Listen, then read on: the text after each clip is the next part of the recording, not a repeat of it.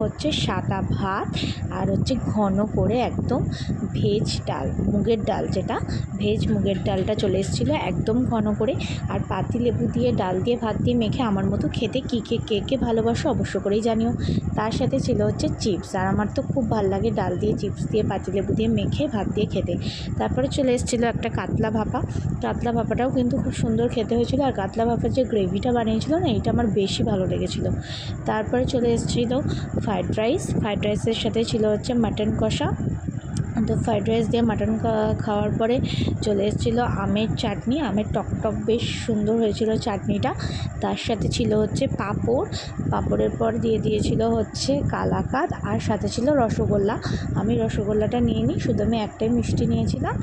তারপরে ছিল হচ্ছে আইসক্রিমটা স্টলে ছিল, স্টল থেকে নিয়েছিলাম, আর ছিল পান।